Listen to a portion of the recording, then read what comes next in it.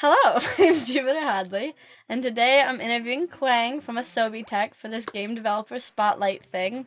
And Quang makes a lot of Game Jam games, and some regular games that have not been released quite yet. And yeah, he's a great guy. So hello. Hello there, Jupiter. Alright, so what was the first Game Jam you ever entered? So the very first game jam we ever entered was something called Game Hack. It was a game jam at Pinewood Studios, which is a film studios in the UK, which is famous for doing things like James Bond movies and the Harry Potter movies and things like that. So it was like a physical location jam. It was a physical location jam, yeah. My first jam was there. I think there was about 100 to 200 people in this giant film studio making a game of the weekend. Okay, and did you go as like Asobi.Tech or did you go by yourself? So yeah, we went, I guess, as Asobi.Tech. Me and my brother are Asobi.Tech, and our friend Robin, who does music for us, he came along too. How'd you find it?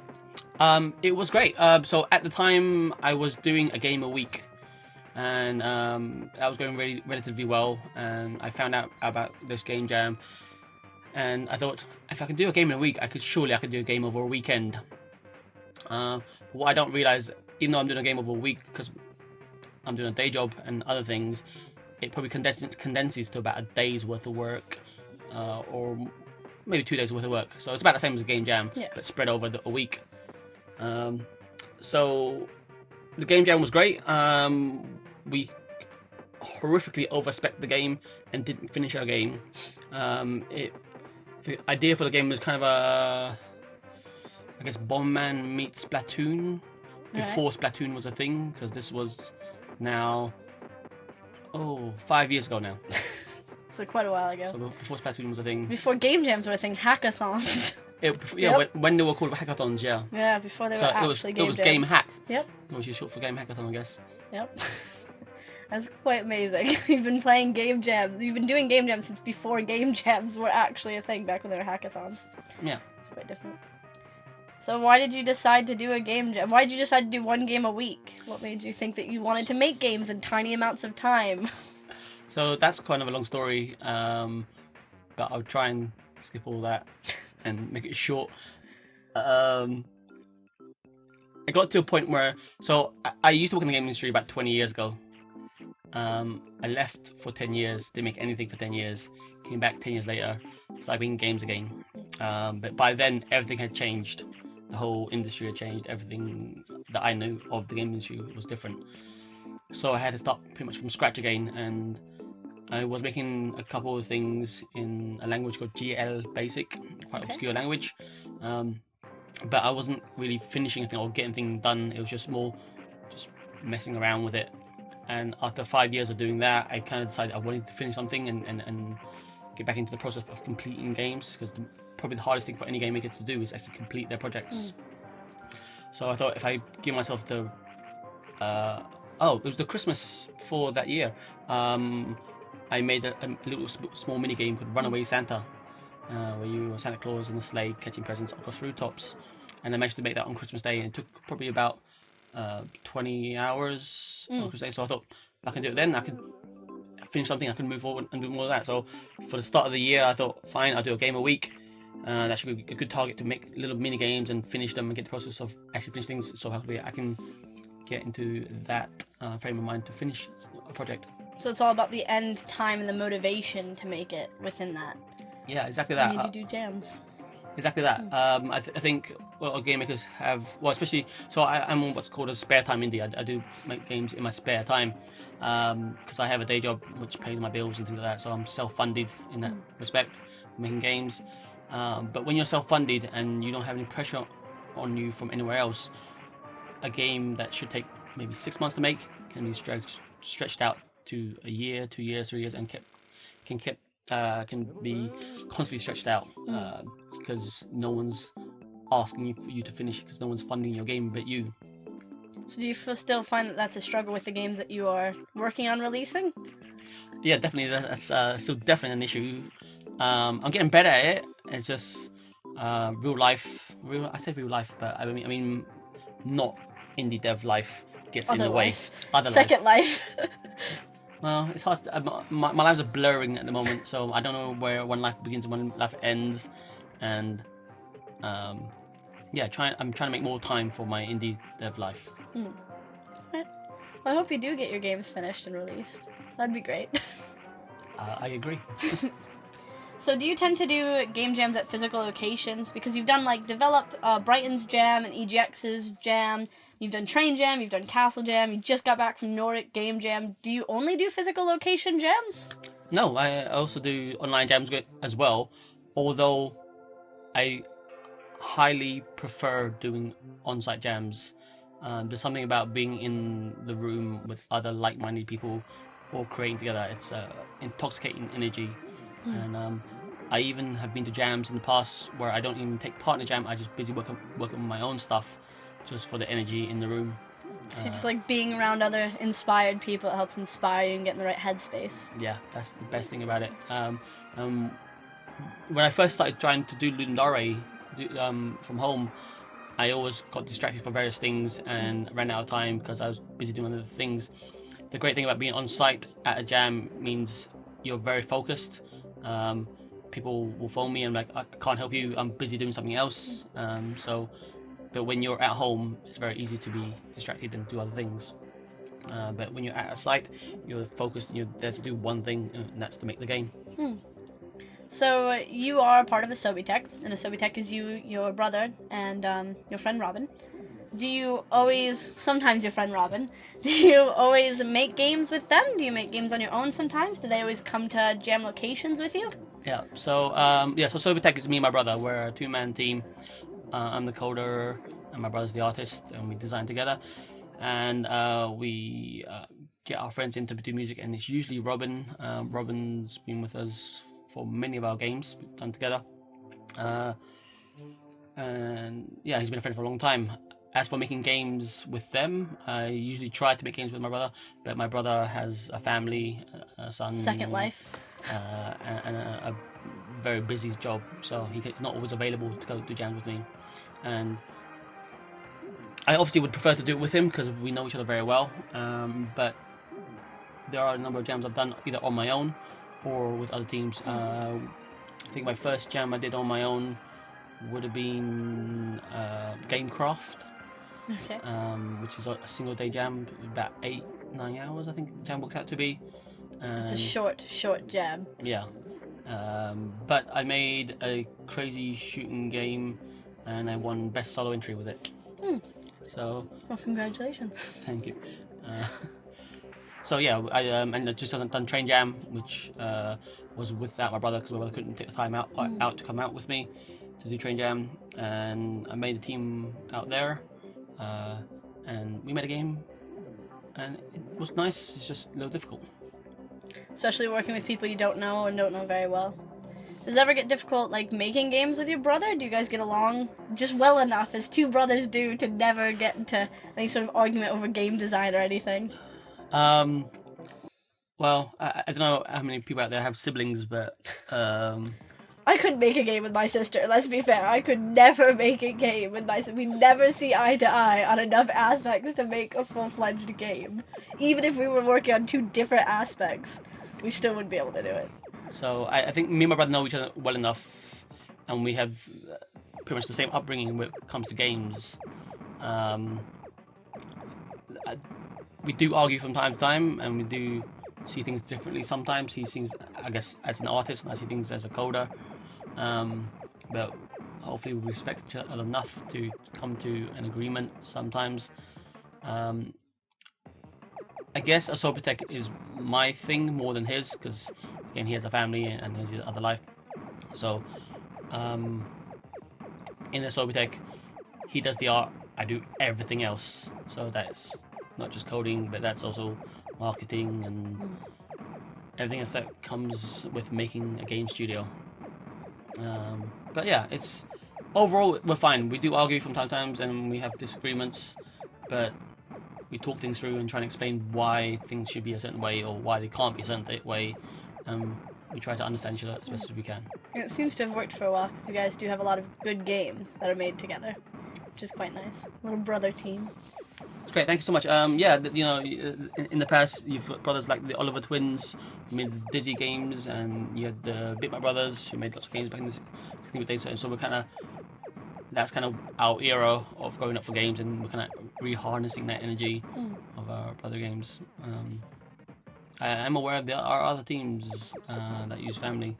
I know the guys at Fire Twin Games, in Chameleon Swing, they're cousins. Are they? I didn't know the Chameleon guys were cousins. They're cousins. Yeah. That's cool. Nice. Wow, they're great. What's your favorite Game Jam game that you've made? Yours personally. Out of all of the millions of Game Jam games you seem to have made in your lifetime. What's my favorite Game Jam game? Yeah. Oh, wow, that's goes. Wow. I like them all. No, I don't like them all. There's some that are not even on the internet. Surely you didn't like those enough. Yeah, the ones that aren't on the internet, either because they weren't finished, or I didn't like them at all. My favorite Game Jam game. I guess the newest one. From the Nordic Game Jam? Yeah, from Nordic Game Jam. We made a game called Kuno-ichi, which is the Japanese word for female samurai. Female ninja. Yeah. Because it's the newest one, and I feel like as a coder, I'm getting better at what I do, and we're being able to cram more in a short time. So we're getting better at making games. So I do like the other ones we've done as well, including Mau Mau, Castle, and Precarious, and a few other ones. But yeah, our latest game, Kuno-ichi, it's pretty fun.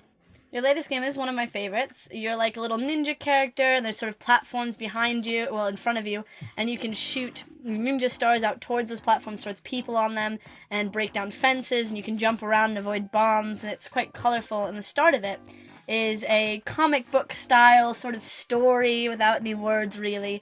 It's just so well done. And so it's one of my favorites, although I really like Mau Mau Castle, which is the flying cat dragon knocking through buildings, collecting rainbows, and trying to get home to its castle from Castle Game Jam. But I do like your newest game as well, and you both have grown so much just in like the amount of work and the amount of like stuff, I guess, that's in the game by the end of the jam. Because these aren't very long, it's not a whole lot of days to really work on stuff. And it's quite interesting seeing how much you've grown from old Ludum Dare days and from Egg Racer, which is like a little glitchy Game Boy game where you race eggs around, and if you touch another egg, like, bad things happen, but it's a pretty funny game to play through. And that's my least favorite one of your games, is that Egg Racer one, just because you, like, play these colorful games, and the game looks really, really fun. Like, oh, you get to be these little eggs that race around, and it's Easter time nearly, so like, it's right after Easter, so, you're hyped about Easter. And then when you collide with another egg, you either glitch backwards or you glitch forwards. But once you end up behind them, there is no catching up. You're just behind. You lose. So, Egg Racer wasn't technically a Game Jam game. It was for the competition, the Game Boy competition. So, exactly. It was a competition back in 2000, I want to say. In May. And it was born out of a conversation I had with, I can't remember who now, but a conversation I had about it doesn't really matter what the graphics are in a game. The gameplay can still be the same. Yep. The graphics will change the look and feel of the game, but it can still play the same. So, for example, you could have a Micro Machine style driving game, but with eggs. The reason you glitch backwards rather than forwards. Sometimes you glitch forwards. It depends on how you hit the other egg, it seems. So in 2000, that's what, 17 years ago now. Yep. I coded the collision between the eggs the wrong way round. So you always come off worse in a collision. Whereas, as I've learned over time, is you should always err on the side of the player. Otherwise, players get very upset. It's possible to get out in front of the other eggs and stay in front. It's possible, but it takes very difficult. A couple of tries. And the different levels, A, B, and C, the grades, makes it very difficult. It's not an easy game to say the least. No, not at all. What's your least favourite game that you made? Egg Racers by any chance? Or is it something not on the internet? It probably was like anything I didn't finish or not on the internet. I figured. Because you have a select amount of games up on your website and then just a few dotted around here and there in different corners of the internet. Yeah. And it's definitely not as many as you made. Yeah, so I've probably done about 40 to 50 game jams in my time, and there's not 40 to 50 games online. It was like 10. Quite a big margin of failures. Yeah, so what people don't know is, people should know is, for every good game, there's like 100 or so bad games. So don't give up just yet. Don't give up just yet. Good advice. Don't give up just yet. Well, if you look at Angry Birds, the biggest hit, that was their 100th game or something, isn't it? Something like that. Yeah, I don't remember the exact number, but they were ready to go up, and this was their last game that we were going to make before they closed the studio, and it did pretty well. So moving on, your first Ludum Dare game that's on your LD Jam page, because I don't know if it's your first Ludum Dare game. The first one on your page is Precarious. Precarious. Yeah, Precarious. You've since almost continued it, but not quite. In your Dr. Harrison the Blood Crystals, you've at least taken some inspiration from it. So Precarious is sort of a two-tier platformer where you run across, and sometimes you have to jump across the top level where there are blood crystals, and then you get teleported down to the lower level where there are different lit up balls or orbs sort of coming at you that you have to either duck behind or go over. And then you go back up, and it gets harder and harder and harder, and there's 40 levels of that, of just back and forth, trying to survive. And after a couple levels, you might get a life and then very quickly lose it, because the jumps have to be timed really, really quickly, and it's very challenging. And since then, you've been working on Dr. Harrison, the Blood Crystals, which is quite similar to it. Do you often borrow from, like, older games? Do you tend to repeat different things in your games? So, so for Precarious, that was the Ludum Dare, where the theme was single room, something like that. And so I worked out how to generate the levels over and again and stay in one room, so from top to bottom, bottom to top, and round and round and round. And it did relatively well, that game. That we did it on. The first day was on site at Google Campus. I came home, showed my brother the prototype I had with literally just squares for the characters. I went to sleep. I woke up maybe 4 hours later, and he had done all the graphics for Precarious. Oh wow! That's pretty nice. Thank you, brother. So that was amazing. So I took the graphics and went back to Google Campus the next day and finished off Precarious. Again, you said it's got 40 levels, and they ramp up quite slowly at first. Yes. You get to about level 20 something, I forget. Yes. And the jump is quite significant. All of a sudden, it's like you die. Like, I had so many lives built up before that, and I was like, no, it'll be fine. I've got like 15 lives. Nope. The second jump was killing me over and over again until I died. There was no beating it. So the transition from Precarious to Dr. Harrison and the Blood Crystals was actually born from, again, the want to finish something and publish it. And so we wanted to make a mobile game because we thought mobile games should be quicker to make. And we had to decide if we wanted to take a really existing idea and finish it out, or something brand new. And so we made our own internal mini jam called from scratch to submit. Is that what we called it? Yeah, FS2S, from scratch to submit jam. And the idea was to submit it at the end of the jam. We gave ourselves, I'm going to say 2 weeks, I think, to do this, or maybe 1 week. So we decided Precarious did really well in testing. A lot of people liked it. People liked the progression through it, the levels. And so we sort of take that, and then we had to work out how we would make that a mobile game. So we made it an auto runner. Single hand play. And it's sort of got the same platforms, but instead of two that just repeat over and over, you sort of go down deeper and deeper into this environment, just making your way through, and it gets more and more challenging, and eventually you die. So we decided to stack the levels from top to bottom, rather than having you loop back to the levels to give you a sense of progression. And you start up on the airship. You go through the airship, through the clouds and the mountains, then inside the mountains, and then to the valley, and then underwater, and then into the underworld. The demo that we've been showing people only has the first 2 sections, the airship and the mountains. And again, I've balanced the levels so they progressively get harder.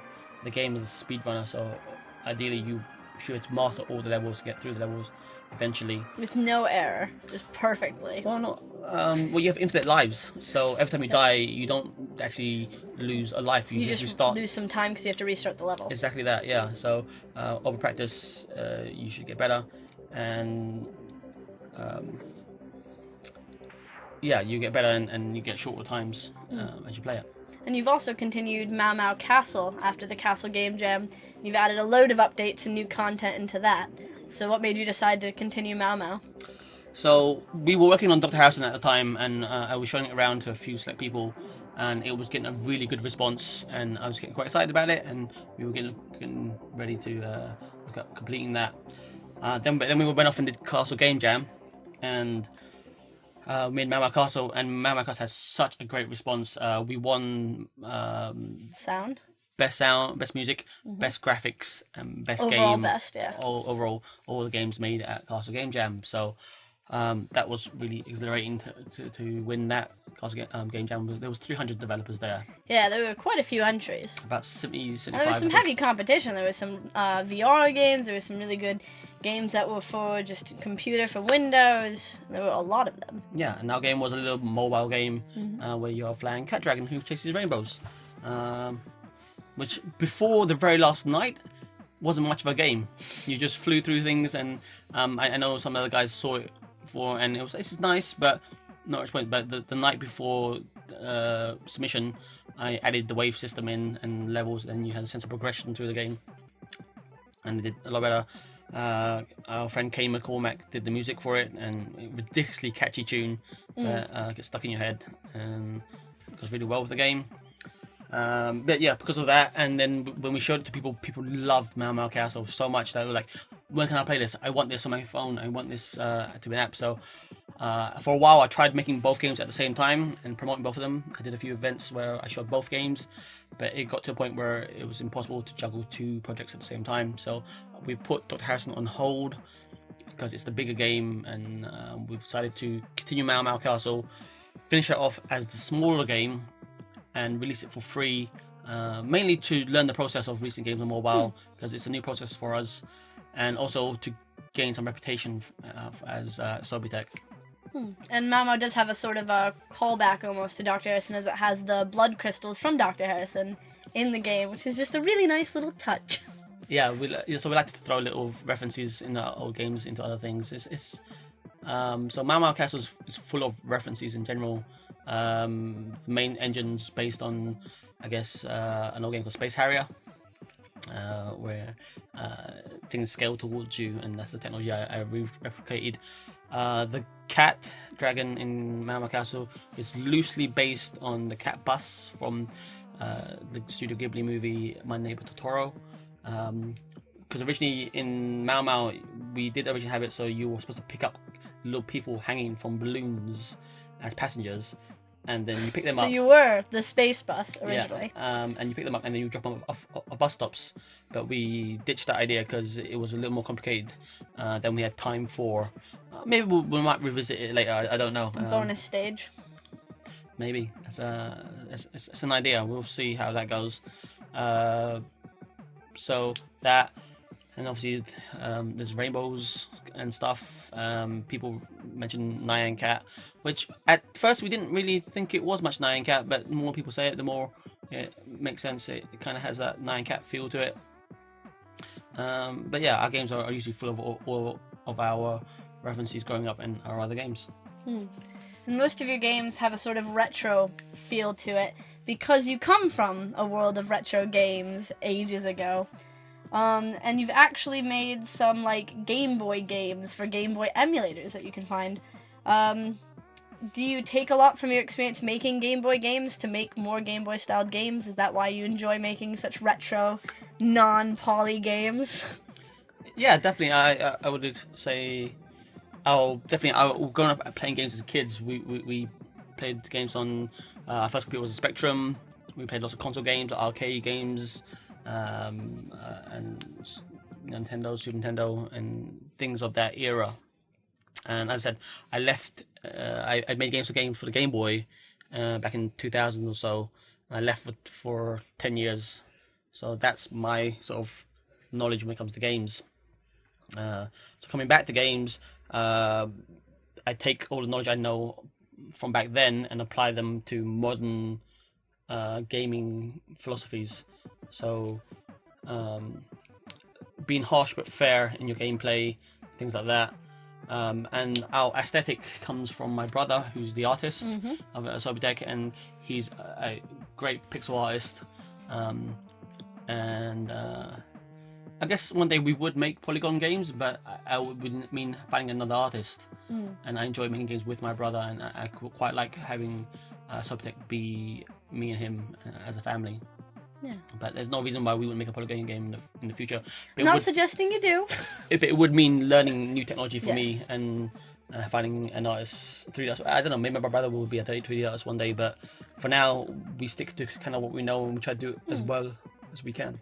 Yeah, because a lot of your games are about aspects that you may have seen before, just very well polished and better, like, not better necessarily, but done in a new and better way, in my opinion. But a lot of your games are like arcade games that are super challenging, and a lot of games from your childhood are arcade games that are super challenging in hopes that you put more money in an arcade machine. So it's quite interesting seeing that sort of reference back to your childhood in your development and in your games. So interesting you say that, because Mau Mau Castle was actually our first game we tried to make as easy as possible to play. Because yes, we do like to make hard and challenging games, but we try to ramp up the difficulty slowly. Yeah, it does ramp up at a good pace, most of your games, but it is that, like, overwhelming. It's not like a narrative adventure where there's no way to lose and no way to win. You do make, like, arcade games that are challenging. You will eventually lose. Where you will lose. So, yeah, a lot of people have been asking about Mau Mau Castle and if there's the ending, if you can get to the castle. And the honest answer is I don't know yet. The bonus stage of going through the castle. I just like the idea of a bonus stage, because I've played a couple of retro games, and I've played Sonic, and Sonic has bonus stages. Yeah, we're a big fan of bonus stages as well. Actually, the latest one, Kunoichi, comes from the bonus stage for the arcade game Shinobi. So people who know that will instantly recognize the initial platform idea. So we took that idea, and there's a game called Wild Guns on Super Nintendo, and also Cabal in the arcades, which has that viewpoint where you control the reticle and the person at the same time, but individually. On hindsight, I probably should have done it with keyboard and mouse controls, because that's a more sensible way of doing it. Yeah. But I made it for a single controller. I played it with a controller, and it did work well. Perfect. With a controller, so I didn't play it with a keyboard. Yeah. So I don't know. But yeah, I probably should have made it keyboard and mouse controls. But I got, again, coming from the arcade perspective, I made it suitable for arcade controls. Yep. It makes sense. It fits with the brand and with all that you do. It's definitely a style for Asobi.tech. Yeah. Hopefully all our games come across as Asobi.tech games. They do. They do. They definitely do. You do have a style and, like, again, branding. You do have a style and a brand, and you've got your logo that's done all nicely in pixel art, and the little startup screen. It's all very well branded, as you know. So you have made some games, I'm kind of rewinding, you have made some games for Game Boy emulators. Is it more challenging to make PC games since you came from a Game Boy background? Does it feel more natural to make games for emulators? Is there a big difference in coding? Because as a non-developer, I wouldn't know if there's a huge difference between languages. So when I made games for Game Boy, we made them for the actual hardware itself. It wasn't actually for emulators. We put them onto flash carts. And you actually made Game Boy games. But, I mean, nowadays... nowadays, so it's easier to test, obviously, on emulators.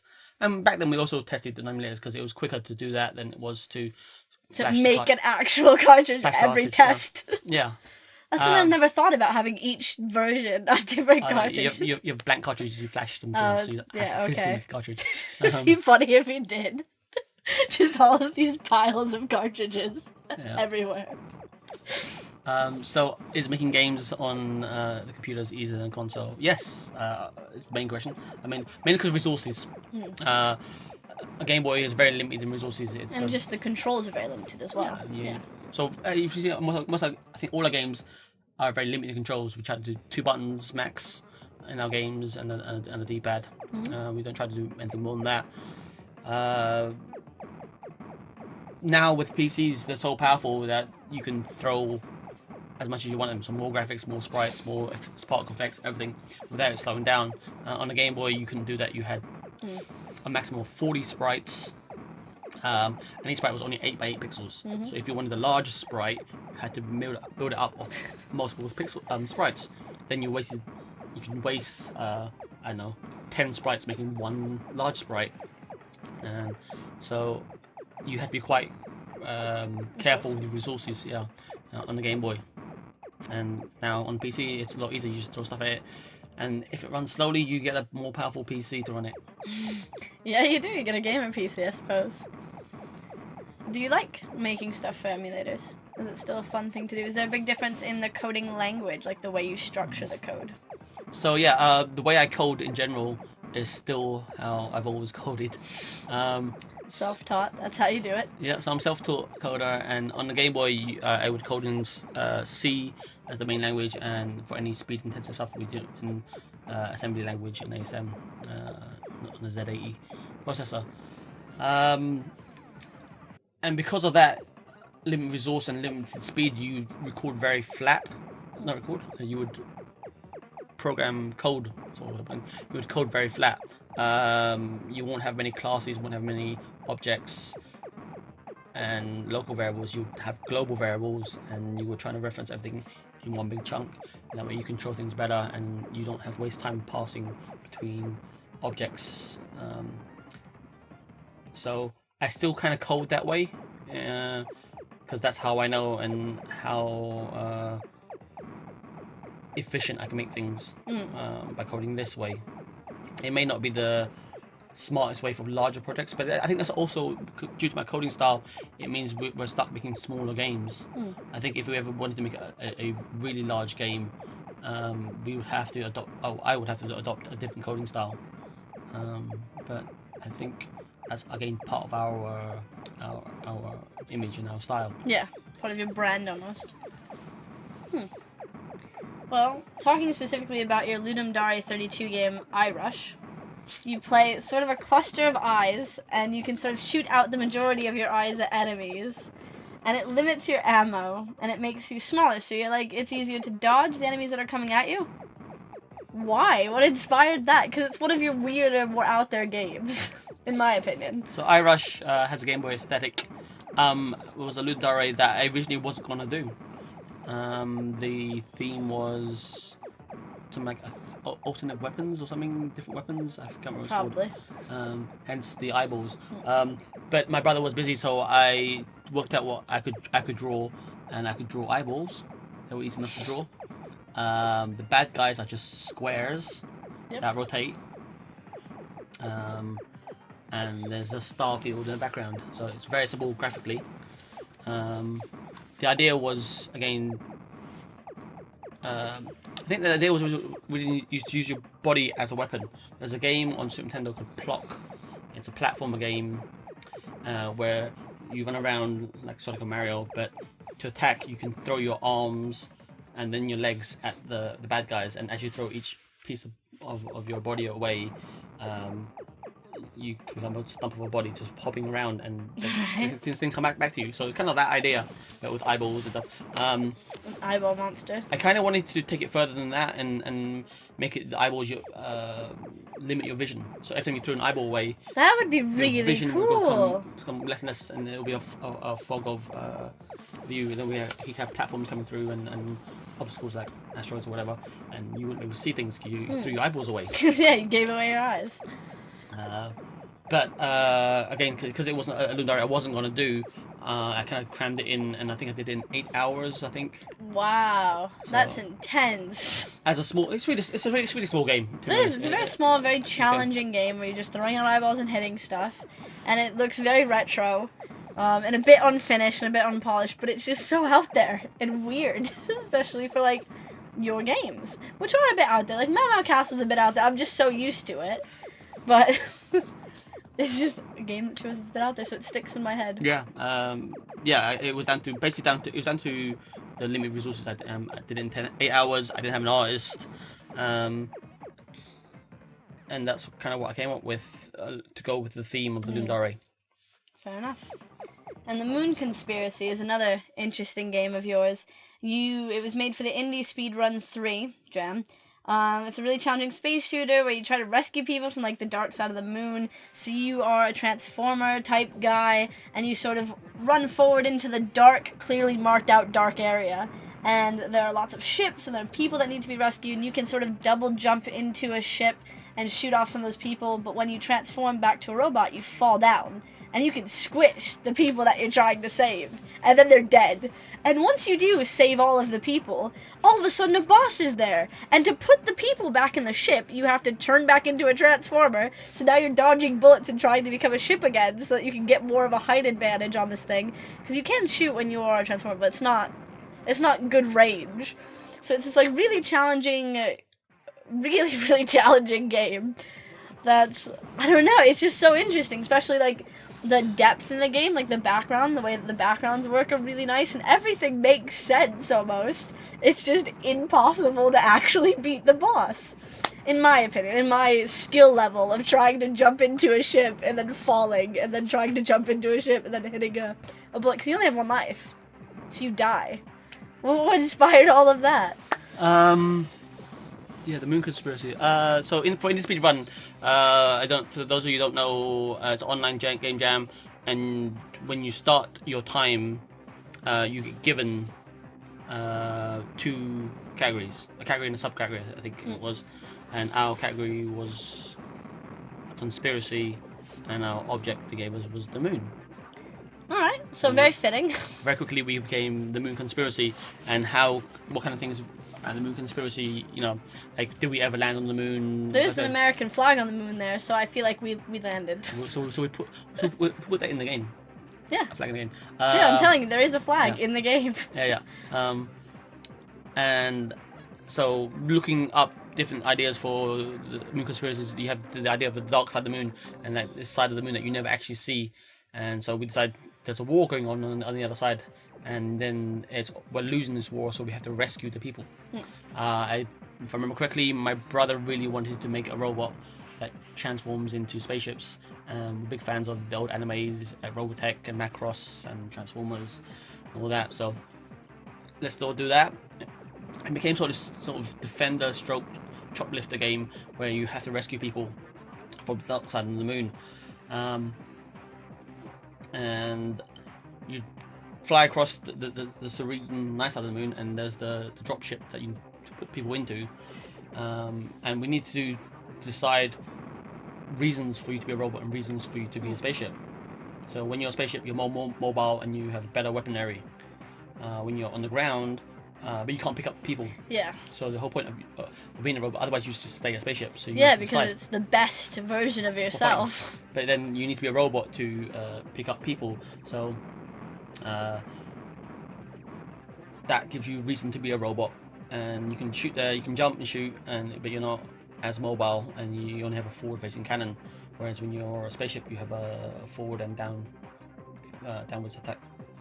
And then once you pick up the robots, I decided to squish the little people to make you a bit more careful about where you land. Just to torture you. It's funny because the first time you drop out of the sky and you land on top of a person's head and they squish, you're like, oh, yeah, oh. They're dead. I thought it would just be overlaid in front of me. I didn't expect this. Because you take liberties when you play a game and you assume things will be okay. Yeah.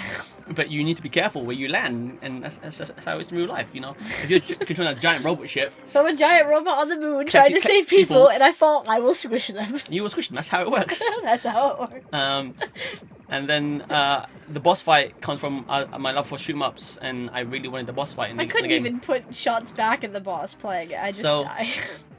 Once you drop the people off, just transform straight to the ship and just stay as a ship. You don't need... I think if you go below a certain height, you transform back into a robot. I think that's how I did it. It's been a while since I played it. It is a bit funky, the trying to get up into a robot. Yeah. Because it's almost like double jumping into it. You just hold down and hold jump. I think I was double tapping jump, like double jumping into it, and that's why I keep describing it. If you hold jump, it transforms into a robot. Maybe that was the mistake. If you just tap jump, it does a normal jump. So now you know. Maybe it's a whole lot easier. Maybe you need to go back and play it. Maybe I do. And the enemy ship type pattern isn't that difficult. It goes up and down, but I guess if you're a robot, it's quite difficult to get. Yeah, and if you're trying to double jump and you're not always turning into a ship, just some of the time you turn into a ship, it's quite difficult. Yeah, that's me, player error. So so you need to hold the fire, jump up and down. But again, it comes down back to game jams and not having much time to play test games, as you see in some of my other games, which haven't been play tested properly. But if I had play tested it, I would find out that people were trying to double jump into it, so I could change controls to read a double jump and use that to transform. Whereas at the moment it's hold jump. Well, I didn't realize that. So do you prefer, is that another reason why you like physical locations? Because you can you can watch someone play test your game in a physical location, as opposed to hoping someone comments that they're having trouble turning into a ship on your game. Definitely, yeah. So that's definitely one of the nice things of an on-site jam. You get people to play your game physically while you're there, and you can go over their shoulders and see how you can improve your game. But also you get to play other people's game while in progress. But do you find that having sort of player testing is like a very vital part in the games that you make?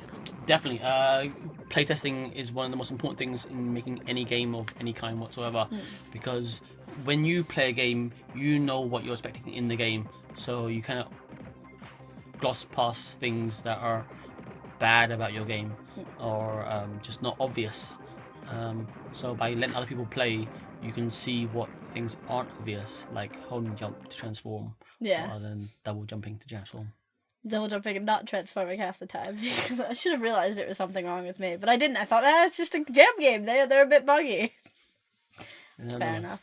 Because there are a couple of your games that definitely needed playtesting, like your train jam game is just insanely difficult, and it just doesn't make sense. And it's sort of an egg game. I don't remember the title of it. So its name is Crate Expectation. Yeah. Double pun. Look at that. There's just a load of eggs, and some of them have gems in it, some of them have poop in it, some of them have skulls in it, and they sort of scramble up on the screen, and then a claw automatically picks them out. So you've no idea which eggs are which, in my opinion. I don't have any idea which eggs are which. Yeah, but then they scramble around, and I don't even get to pick which one's picked up.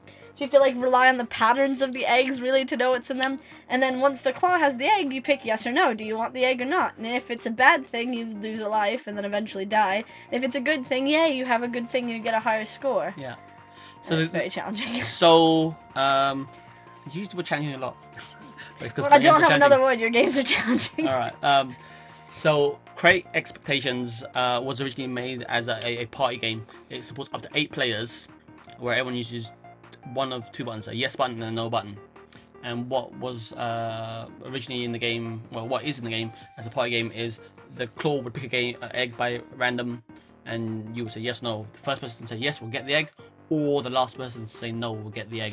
So if it's something bad and everyone says no, the last person will get the egg, get the bad thing. So you have the gems, which are good points, the skulls, which are minus points, and you have the poo, which is game over. So you don't want the poo. Originally, the number of eggs in the grid were 36. It was 6 by 6 eggs. Which is a ton of eggs. It was a ton of eggs. In my first quick playtest on my own, I quickly realised that was way too much. So I cut it down to 25 eggs, 5 by 5 grid. And yes, after the jam had finished, so the train jam was originally it's only scheduled for about 52 hours for the train ride. And it's a variable jam, so it could be sooner, it could be later. You're not sure because you're on a train. Exactly. And when we were departing, we were told that the likelihood the train would be delayed by between 5 and 10 hours. So I think everyone was kind of aiming for that. And eventually, when we got in, I think we were an hour and a half early. So it's a big difference to what you told at the start of the journey. Yes. Someone was making up time. Yeah, so the amount of difference you can no, 10 hours is a lot of time to work on a game in a game jam. You can make a whole game in 10 hours. Yeah. So again, create expectations. Didn't get any playtesting. So yes, I agree. It was completely terrible. I didn't say it was completely terrible. In that respect, the concept for the game I think is quite good. In that we tested it with people who had good memories or quite enjoyed it. So we're blaming my memory now. But personally, I can't play it. You get to the point where you're literally just guessing blindly if it's a good egg or bad egg. Yep, that's what I just guess a lot. I don't have a good memory at all. And it's you only have a few select games that are multiplayer or can be played multiplayer, because that game does have a single player. So you don't tend to make a whole lot of multiplayer games. Is there any reason? Do you find less people can play multiplayer games? Is it more about accessibility? Still accessibility, because I generally want as many people to play the games I make as possible. And most people play games on their own, or in a situation where maybe it's 2 players. We're huge fans of couch gaming in that we loved it when we would go around to our friend's house and sat on a couch and played Super Nintendo, Mega Drive together, next side by side. But that's kind of dying off now, where people are now playing games online, and so it's having less and less. So there are a number of games we have made, and I would love to do more of those, but I just know most people won't be in a situation for them to play that. So we have to make a strong enough one-player game to go first, I guess. Yes. For a long time, I didn't have a way to play multiplayer games because I didn't have friends. So I would always just watch. I'd play by myself and try to see how it goes, and it doesn't work out. But they're starting to have like a new run with games like Overcooked and Block Ships. They're starting to have a new run nowadays. So maybe you'll have your time to make a load of retro couch multiplayers. Yeah, definitely. There's definitely been a nice little resurgence of multiplayer games. You got, as you said, Overcooked, Block Ships. What else is? There's been Towerfall and a bunch of other ones, which are great. So much great fun to play together in the same location. And I feel that's definitely more an indie thing at the moment. Look at the AAA games; they're all about online multiplayer, and less so much about the couch game playing. But yeah, I would definitely like to do more multiplayer games. Kunoichi, there's no reason why we can't make a 2-3 player version of Kunoichi. One of the inspirations for Kunoichi is Wild Guns, which has just been re-released on PlayStation 4 as Wild Guns Reloaded, and that has 4 players at the same time. So you think of Kunoichi, but with 4 players, that's that'd be much easier. Much easier, yeah. But you can also play it 1 player as well. But that's a lovely thing they've done. I believe the Super Nintendo version is only 2 players. For the PlayStation 4 Reloaded version, it's 4 players. And we would love to do more games like that.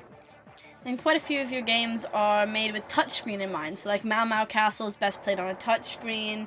Your game, Pandas vs. Robots, which is a game where you're sort of tapping back and forth really, really fast, is best on mobile. Though you can play it on computer with like arrow keys, and you're just kind of tapping really fast, and your pen punches robots, and then you stop and walk forward, because the robots are coming at you, and they take a certain amount of hits, which gradually increases. So they can eventually push you off the screen almost. So you have to stop and then go, and then stop and then go. But that's best made for mobile. Do you prefer touchscreen games? Do you find it's easier or more difficult to code for touchscreen games? So this comes back to my history with Game Boy. I'm a huge proponent. Game Boy's touchscreen? No, but it's mobile. Okay. So That's fair enough. That was a good comeback. I'm a huge proponent of mobile gaming. I love the fact that you can take your phone or Game Boy with you wherever you go and pick up and just play. And this day and age, nearly everyone has a smartphone of some kind. And again, we want games to reach the widest audience as possible, which means making them for mobile. So that's something we're very aware of. And now we're using Game Maker Studio to make our games, which makes making mobile games really, really easy. We can build them and push them to HTML5, which most modern smartphones will play HTML5 games directly in the web browser or the phone, which means... Because Mau Mau Castle you can just play on your phone. You can go to your website, click on the link, and it'll just run on your phone perfectly.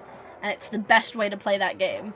Yeah. And it just all works. Exactly. So we have the demo for Mau Mau on our website now. For you to play, it's the first 8 levels for you to play. We've progressed since then, but we're going to hold them back for when the app comes out. But the beauty of it is literally I can just give someone the website, they can go to it on their phone or on their computer, and they can play whatever we make there and then.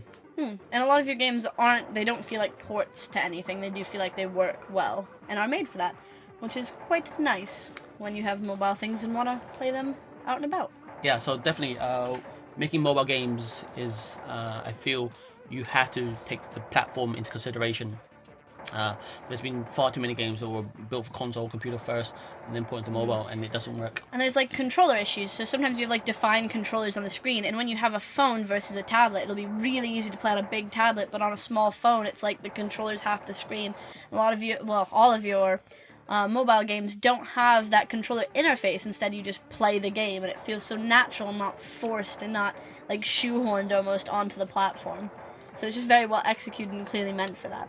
Yeah, exactly. So we put a lot of time and thought into making sure the control methods are part of the game rather than just shoehorned in. You did it very well. So you just got back from the Nordic Game Jam. How was it? Because that was the most recent game jam you've done. You didn't go Ludum Dare route. You instead went abroad. Yeah. So after winning Castle Game Jam, the prize for winning Castle Game Jam was tickets to Nordic Game Jam. So we packed our bags and got on the plane and went to Nordic Game Jam, which is a beautiful jam. I believe it's the biggest one in Europe, maybe even the biggest one in the world for physical locations. And we got there, I think there was between 500 and 700. I forget the exact number. I need to check that. There's quite a few people at it. But there's a lot of people there. We were in a large venue, which is, I guess, some sort of warehouse nightclub venue. It's the first time they've done it there. They've done it in a different location before that. It was quite overwhelming, to be actually honest. Overwhelming? You go to tons of physical locations. Yeah. It's just having that many people in the same place. It made it quite difficult to go. I think to talk to people, network with people. We missed the pre-party. We flew in the day of the jam. So we didn't have time to mingle and chat to people. But we got there, we set up, and we managed to talk to a few people I knew already, or people in our immediate vicinity. Outside of that, it was very difficult to talk to other people, because people during the game jam, people were so focused into their own stuff. Trying to actually complete something. Yeah, actually make a game.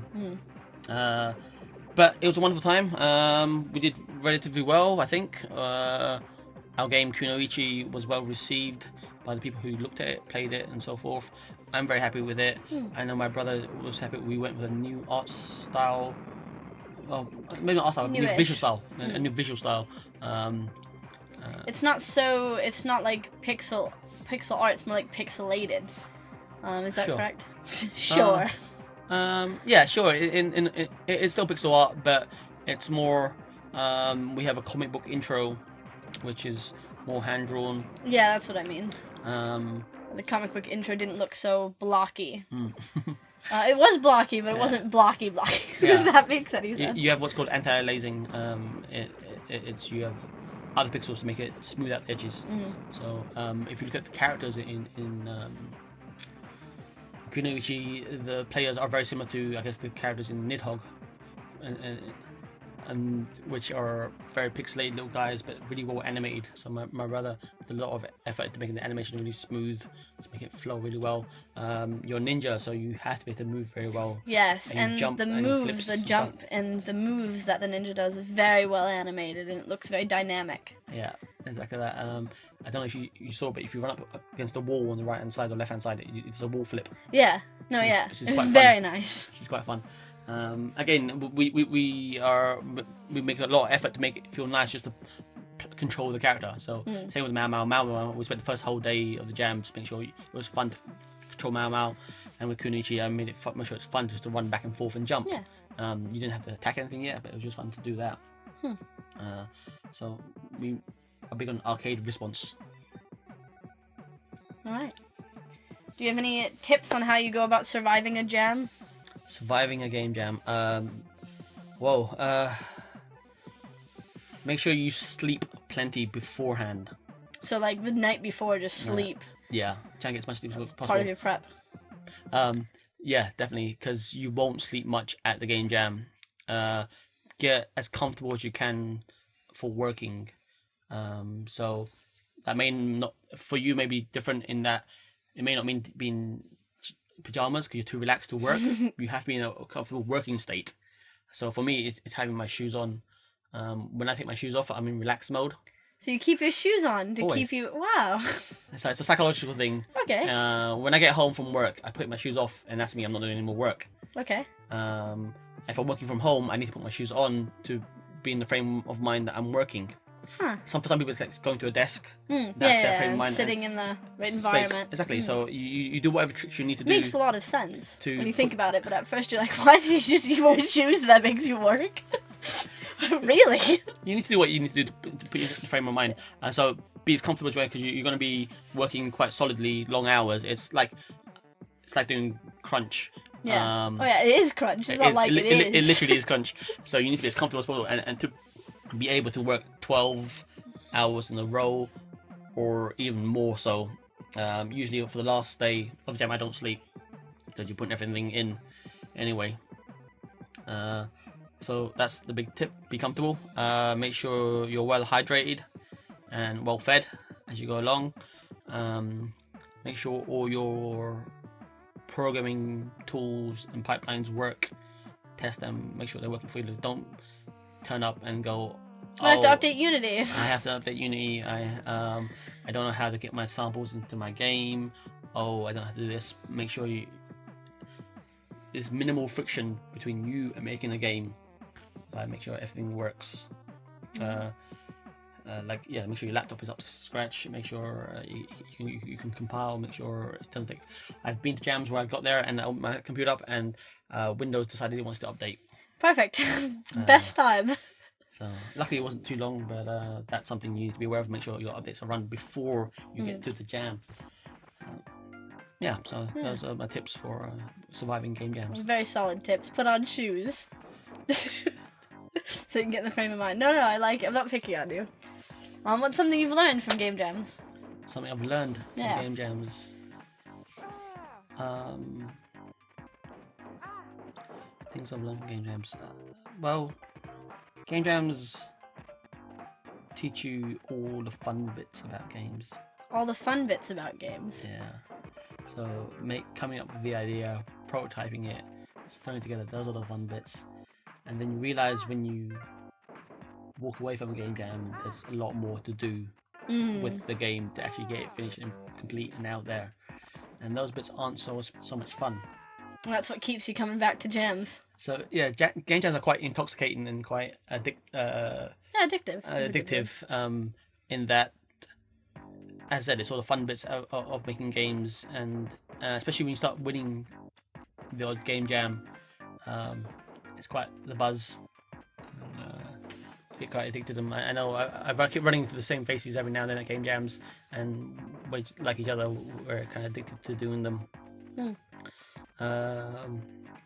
And you also learned that we're in a community. The indie dev community is definitely a community. Yes. In that, if you're a AAA, it is a business in that you're trying to make this much money, and there's not enough pie for everybody, basically, and you want to take all the whole pie. But when you're in the indie dev community, there's a huge pie, and there's enough for everyone to have a slice of this pie. So it's not about being better than everyone else. It's about helping your fellow game developer, sharing your experiences, and being part of this community. And that's a wonderful thing that you see in game jams. It is. Game jams all have their own little communities around some of them, and then like a bigger, just general jam community. And it's a really great place to break into and do all of the best parts about making a game, apparently. Alright, so is there anything else you'd like to add? I guess look out for Mau Mau Castle. Hopefully it'll be out soon. We've been showing it at many events, and hopefully many more. And if you follow Asobi.tech on Twitter, you can find where he's going next. He tends to be sort of an international game dev. He travels all around the globe, it seems, showing off his game. So you can keep a lookout for that, and then maybe you'll find a Mau Mau Castle near you. Great. So thank you very much for being on this. Thank you for having us. Yeah, no problem. Bye. Bye.